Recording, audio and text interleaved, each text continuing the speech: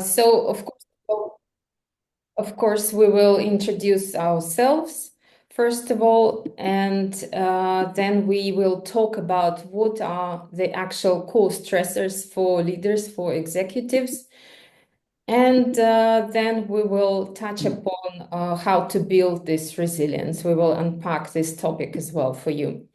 Today, we will have time at the end of our webinar for Q&A session.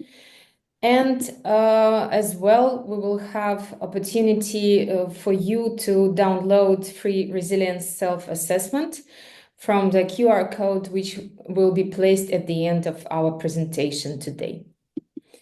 So welcome again. Once again, thank you very much for joining us today. We represent Corporate Counseling Services, the company which is professional in mental health, and we are actually the leading B2B mental health services provider. We have been around for more than 35 years, servicing clients of our partner organizations. So far, we are a network of more than 3,000 professionals in 50 different countries and speaking 30 different languages. And we are covering about 2 million people that are reaching out to us for help. So this is through our main service, which is called Employee Assistance Program. We will talk a little bit about this at the end as well. And actually, our company has been one of the first developers of Employee Assistance Program in Western Europe. Since then, our main mission is to deliver the highest quality of services and the expert level of services to our customers, as we believe that this is absolutely unbreakable link between mental well-being of human capital and a company's success. So let's introduce who we are and start introduction with our expert, Mohamed Lamaa. Mohamed, hello. Please introduce yourself. Where are you based and which languages you speak? Thank you so much. Hello, Nadia, and everyone. Thank you so much for having this opportunity and for everyone finding the time to join our call today.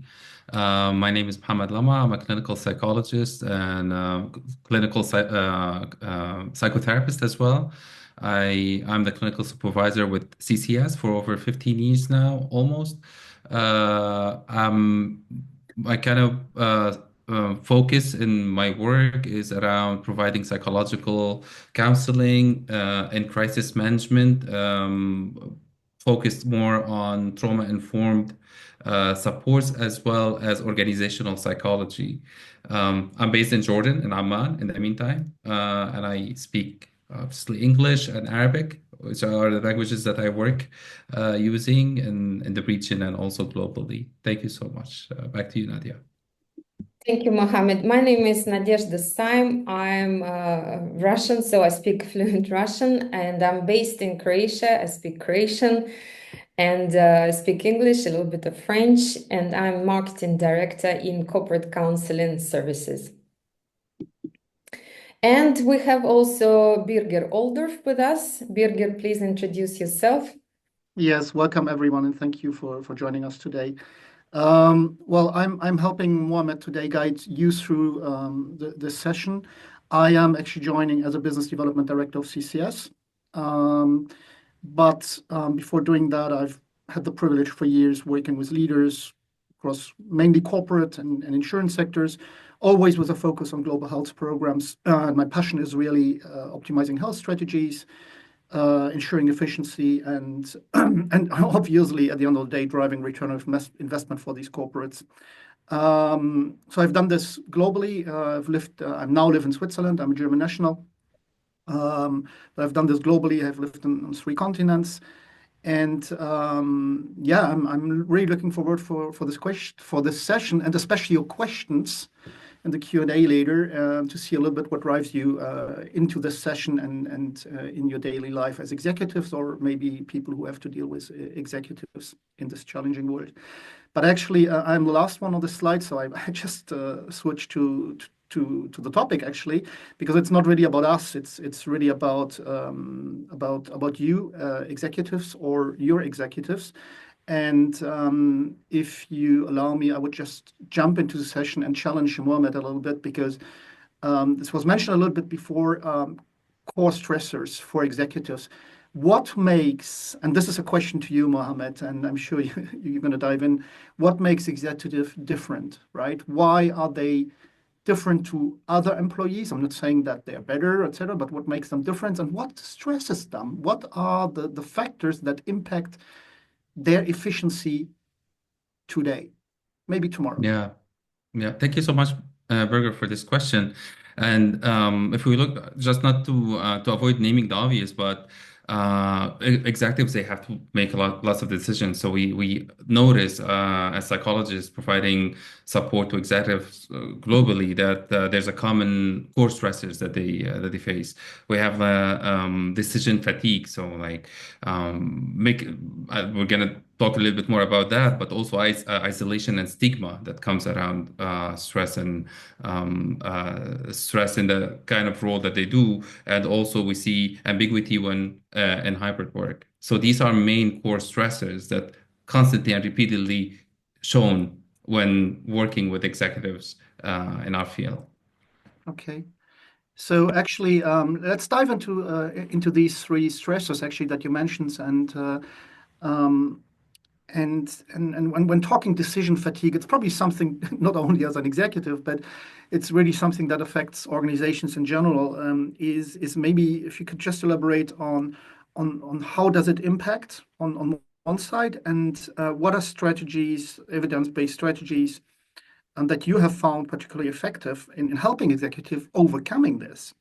So, and let's call it differently. Decision paralysis is maybe another word that fits to that. So, Mohamed, please. Yeah, well, definitely. So uh, part of the role of the executive is to making really big decisions all the time.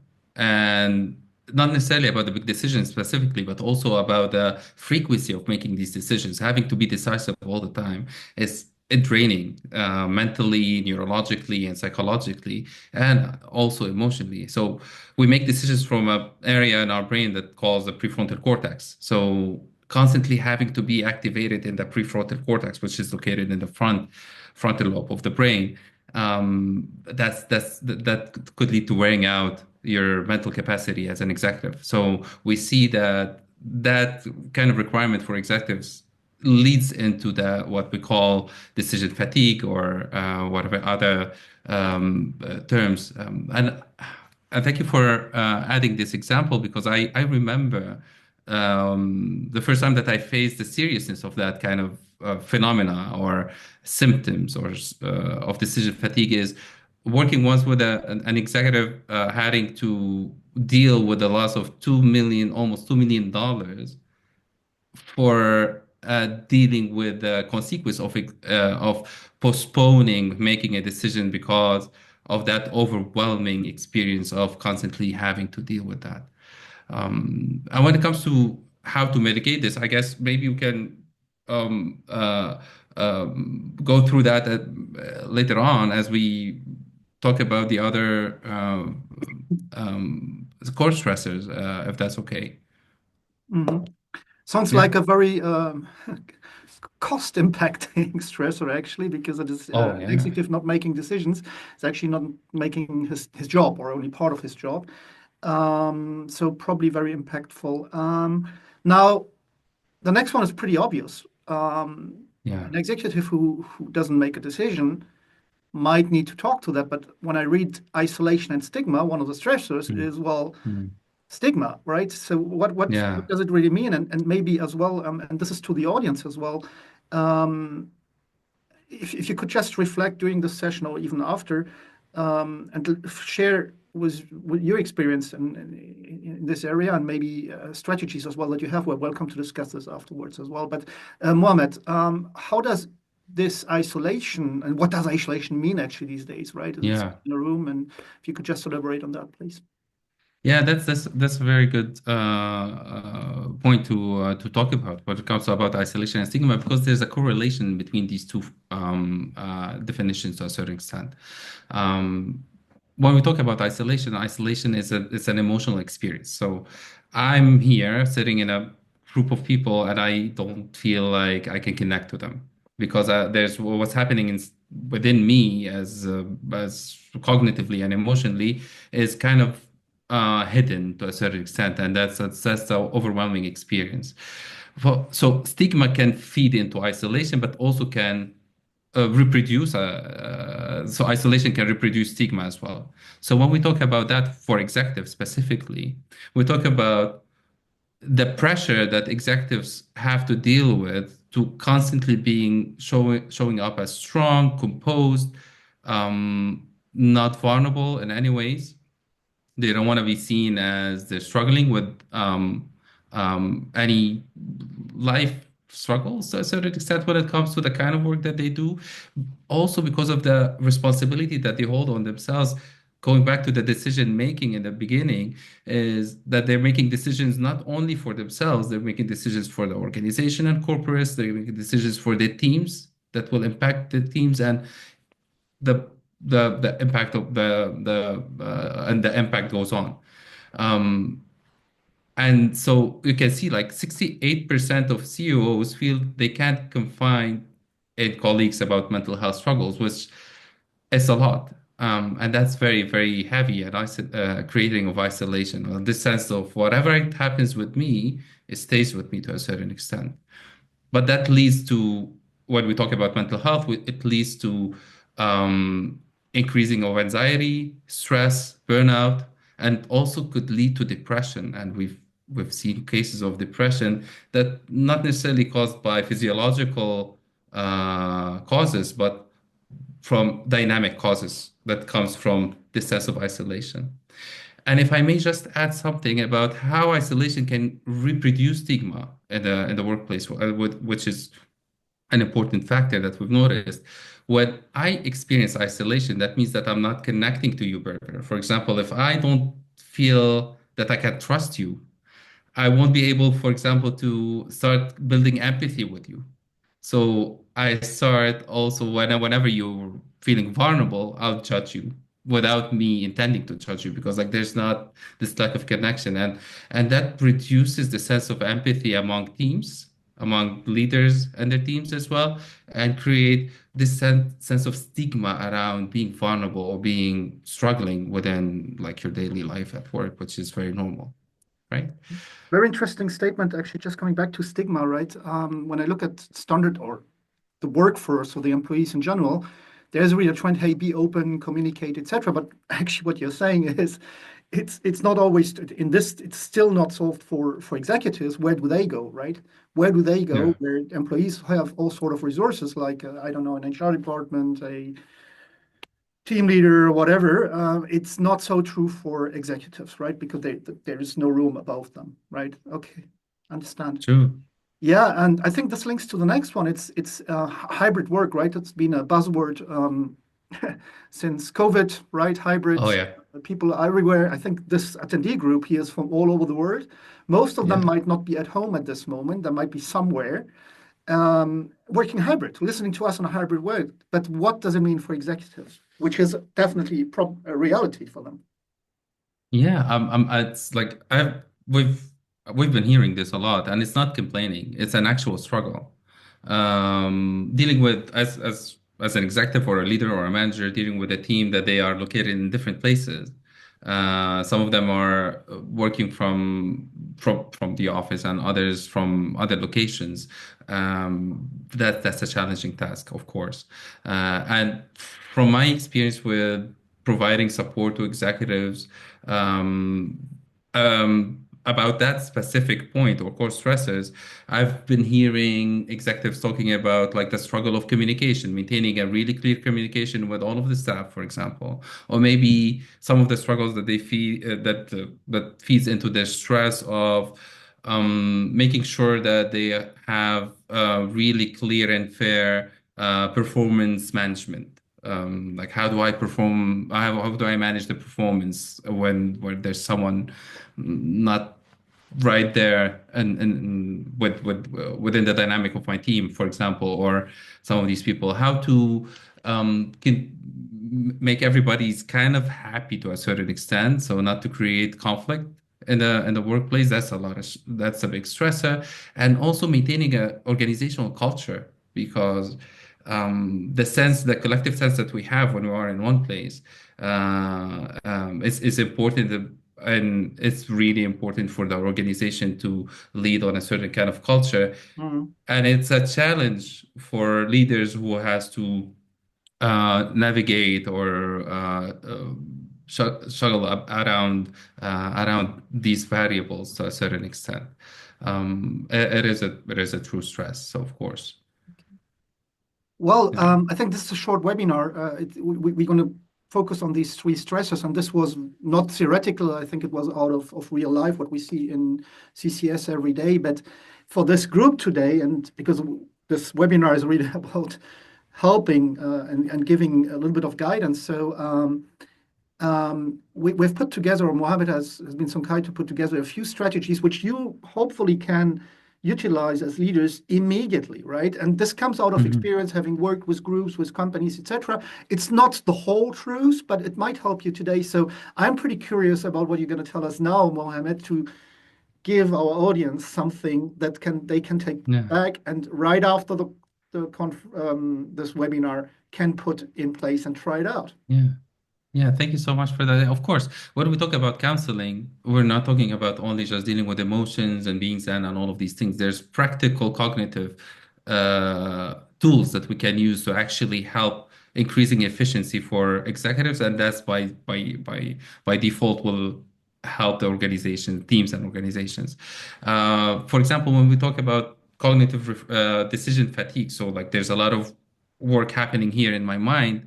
And so one of the ways to reduce this level of hyperarousal in the mind, for example, is to use a tool like a thought recording worksheet, trying to find ways that we have different worksheets that has been developed by psychologists and studies that proves that, well, these worksheets can help the cognitive process of a person having to be very efficient.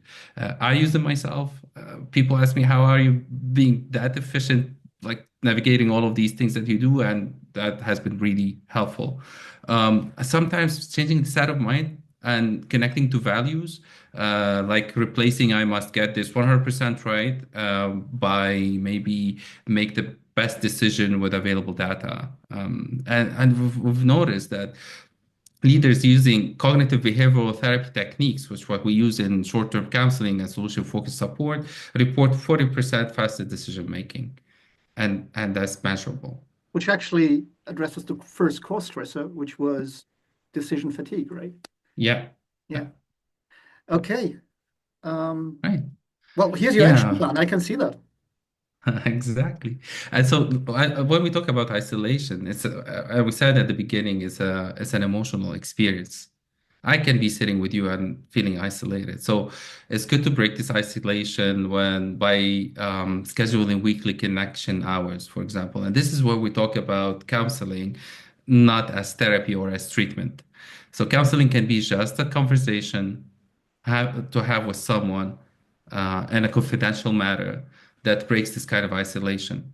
And this is the big major value of all families of talk support, okay, counseling, therapy, coaching, or whatever. So scheduling these weekly connections. It could be with a friend that I trust. It could be with a colleague. It doesn't have to be with a counselor as well. There's also apps now that can help with that. So confidential apps where I can do a check-in session or a second call with a counselor on these apps, or journaling is not mentioned here, but like doing a little bit of journaling. So there's plenty of techniques that helps and tools that has been developed along the years that helps us dealing with these kind of experiences that we have, so we can reduce the level of stress and burnout. We can also Sounds pretty easy. Oh, yeah. Connection hour once per week with a trusted person. Sounds pretty easy. Yeah. Yeah. I would be interested if anybody wants to comment on this, if this is something you have done in the past or you are doing, or maybe after this webinar will try, right? So put it in FAQ afterwards or in comments. Would be very curious on that. The third stressor, what Yeah. can we do about that? Yeah, well, so when talking about ambiguity, I want to just like let's do this little experiment, Burger. All right. So you're here in this room, this like call that we have here. Imagine that yourself, that you're, maybe everybody else is listening to us. Imagine that you're having to deal with this call and also another call at the same time, simultaneously somewhere else, right? So it's like the ambiguity of hybrid. So you have to be in two different places at the same time. And that's kind of, we can do multitasking, of course, but when it comes to the nervous system, we only deal with one environment in multitasking. We cannot be in two places at the same time. And that's very exhausting to the brain. So that's why we have like these little tools and techniques that you can do anytime, anywhere, Or right even now, on your chair. Yes, like let's go. yeah, well, this is a grounding technique exercise. Name me a few things that you can see at this moment here, like in your surrounding or here in the call. I can see my empty glass. I'm watching Right. outside the window. It's a beautiful sunny day in Switzerland today. And well, there's few more other things. I can see you, Mohamed, which is very pleasant. Thank A you. few other things. Yeah. Yeah, exactly. Like name for a few things, not necessarily for that you can touch around you. Well, nobody's seeing that, but because I'm stressed, I'm holding my note papers here all the time, which is pretty helpful. All right. And I'm touching them, and actually, Yeah. have a bald pen as well. It's not visible here, so I have a few things which I can grab, right? Yeah. Which help bring me down. Yeah, exactly. What about like name a few things that you can hear Well, your around you voice, at this moment? Mohammed, Yeah, very pleasant. exactly. And there were Thank birds you. this morning outside, right? Fantastic. Yeah, What do you yeah, think? yeah. And what about things that you can smell? Oh, the coffee, Swiss coffee, Yeah. right Mm. next to me. It's pretty nice. All right. I can Okay. concentrate on Uh, that. and just try to take a deep breath. I can do that simultaneously. I think everybody can do that in the call. Just Yes. Yeah. Yeah. obviously, Mohammed, these things are not long-term solutions, but need to be implemented, right? And need to be put in a Yeah. structure. And Yes. that's where probably psychologists or corporate health specialists come in. Yeah. Um, it's just an example how I think of techniques that you try to implement as a rule, as a culture, as a behavioral change process in the organizations. Yeah, of course, definitely. So we know that the organizations, they want to be efficient, and that's why where EAP as a confidential system comes to help out leaders and employees, in addition to family members, dependent family members of their employees, because we believe, as counsel, as psychologists, overall, that the environment of the person also influence a lot about their well-being and efficacy and their capability to be efficient. So that support is tailored to serve the well-being of people in need at the moment, right? I And think yeah. sorry, I think we came No, to go ahead. an end of the exercises, and I hope we gave you a few hints how to approach this.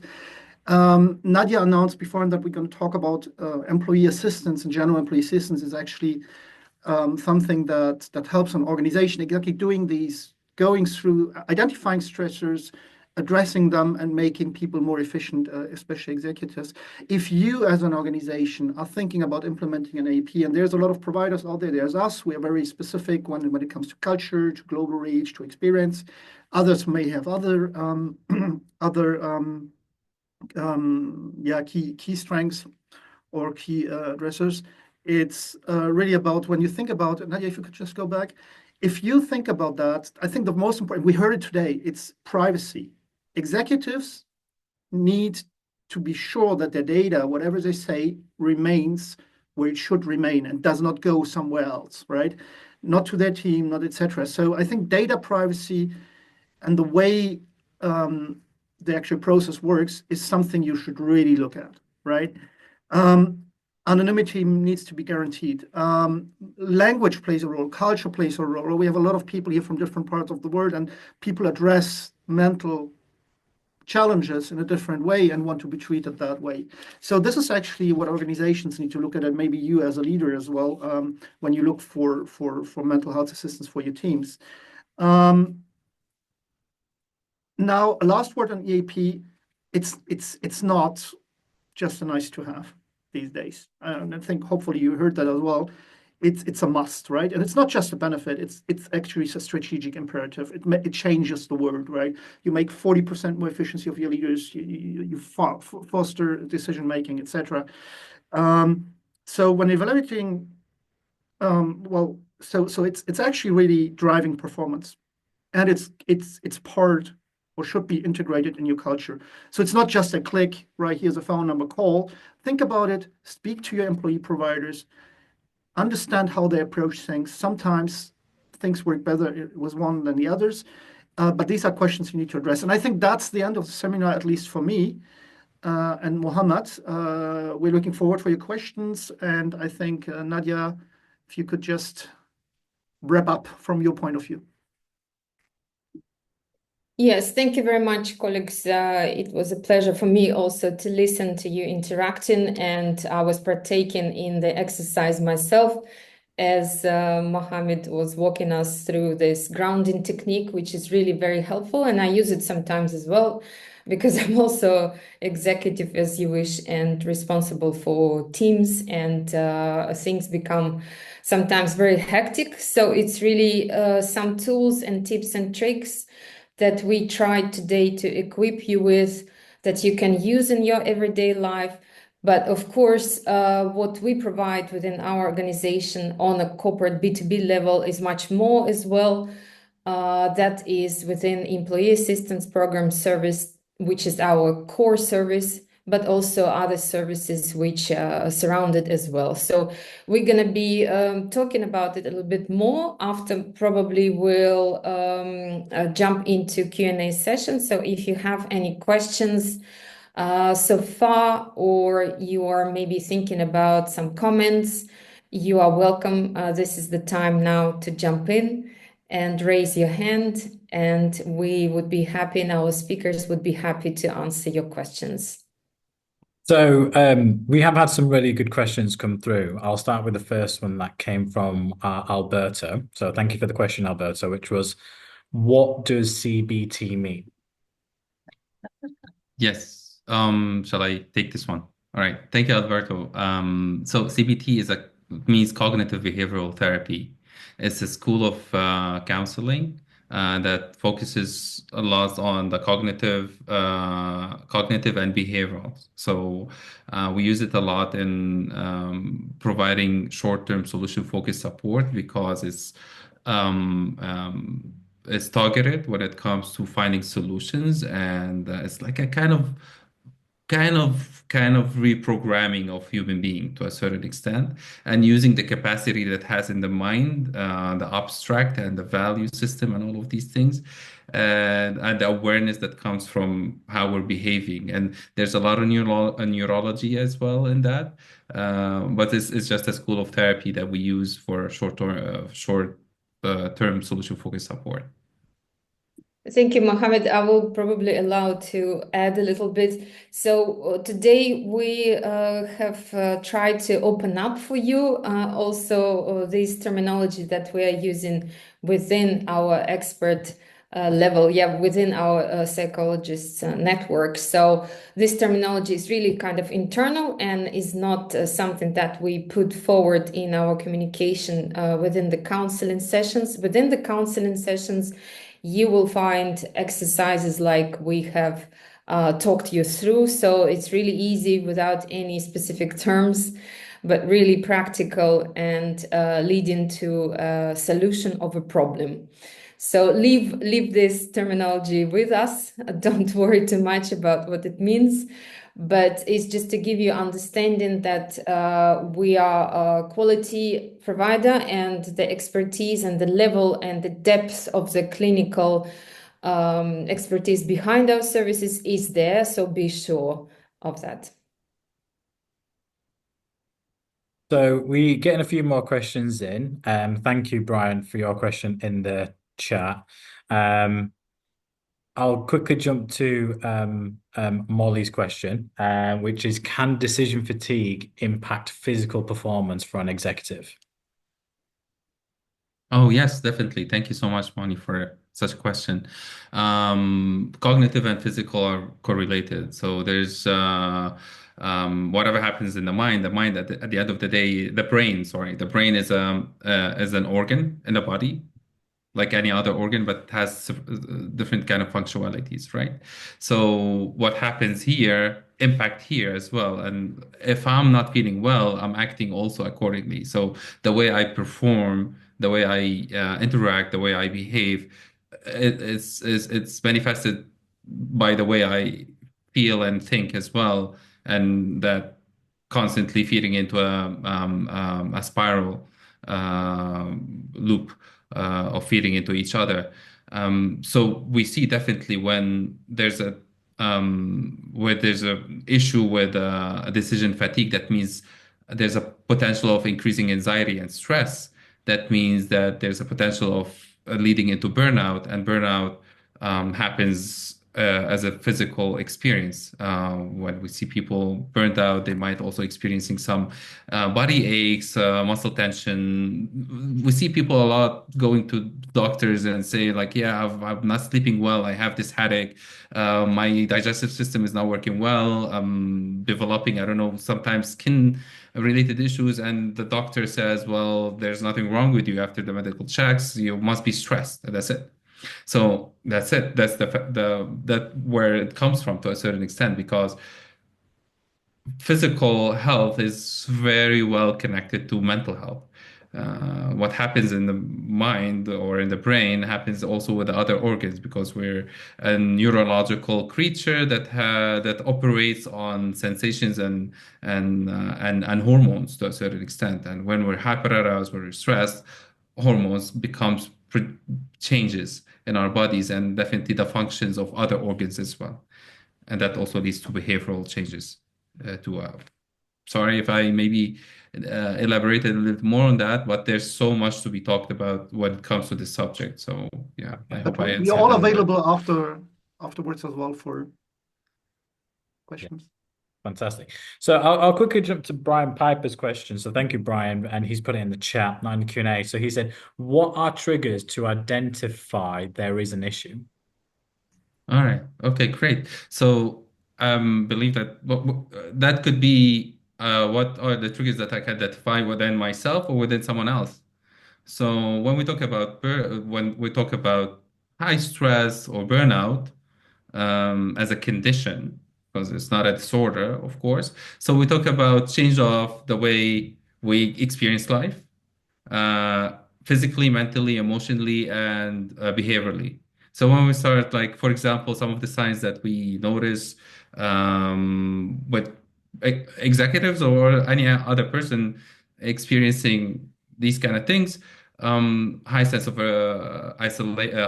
irritability, for example. So become irritable, incapable of making maybe decision easily, indecisiveness, withdrawal, I don't know, the sense, maybe high sense of suspiciousness around them as well, being cynical, disconnected, anxiety, sometimes some emotions that we cannot actually identify, but it's like overwhelming. And these are more difficult to identify than the physical symptoms, because physical symptoms also are signs that's being given by the body to us, like change in sleep or eating habits, increasing of alcohol intake or smoking or self-medicating strategies that we have in place. Being, I don't know, our social dynamics changes. So we see a lot of people, they either withdraw or become a little bit more clingy towards their social or work environment to a certain extent. So plenty of symptoms that can start showing up mildly along the way and then increases if it's not being tackled very well. So one of the things that we do in counseling is to train people to start realizing these signs on an early stages, so they don't have to actually deal with it when it's like overwhelming. So there's a preventive as well aspect to counseling in these cases. Thank you, Mohammed, and thank you for the question, Brian. I think the next question from Molly in the Q&A kind of follows up from this quite well. She says, as a company manager, what should we look out for from colleagues for hints of burnout, and what impact does this have on team performance? Oh yeah, definitely. So burnout and stress, they're kind of contagious to a certain extent. So we don't talk about that so much in terms of how contagious they can be. So like we say, like bad energy or good energy or whatever. But some of us, if we're struggling within a group, our struggle is gonna be also impacting others. What it looks to us from the outside as someone being cynical, maybe it's just someone being burned out. So cynicism could be sign of burnout, being withdrawal, not showing up on time. There's so many behaviors that can be interpreted as someone being irresponsible, while it could be actually someone struggling with the impact of overwhelming impact of not necessarily being able to deal with all of this. And that will impact others around them emotionally, because if Burger, for example, is like not smiling into my face like every day, I'll be like, oh, what's happening here? Did I do anything wrong? And I'll start like building this kind of distance and suspiciousness with him, and that will impact also the dynamics at work. That will impact me as well as a person, and that's how the domino effect happens. And that's why we do train managers and executives on how to identify well-being issues and how to respond to these well-being issues as well. Uh, Best case scenario at early stage, if it happens, right? All right. Thank you, Mohammed. We have another question from Alberto, which is, in grounding techniques, only objects are named. Is it possible to involve the body more? Oh, yeah, that's a very good question. So there's plenty of tools, and I'm gonna talk a little bit about this. So there are different grounding techniques, and different mindfulness techniques, and emotional regulation techniques. So that tool specifically is just to bring the nervous system back to one place, right? As you notice, like what do you see around you? What do you hear? What do you smell? What do you sense? And to take a deep breath. So it's just for people to realize where they are at this moment.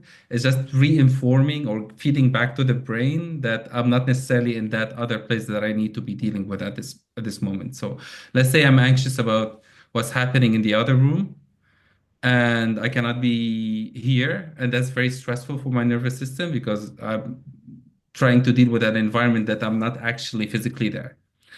So I'm just bringing all attention to here. So I'm using the body, but through the sensory system that I have. So I'm just telling my nervous system that I'm through my eyes, ears, smell, and all these five senses, that I'm here at this moment, and in the present.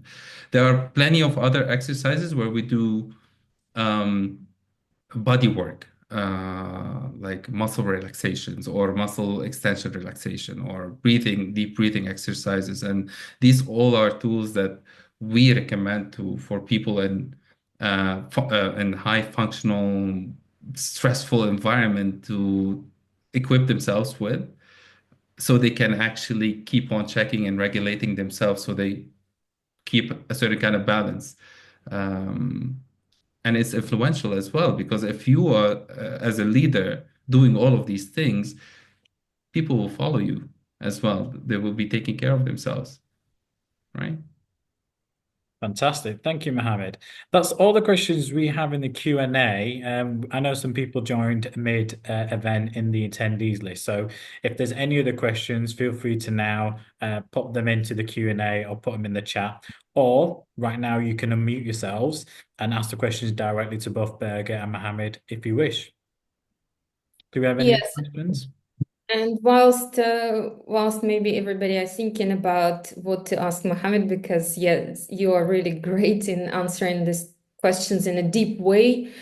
Thank you very much. I also popped up on the screen for you this QR code, which you can scan.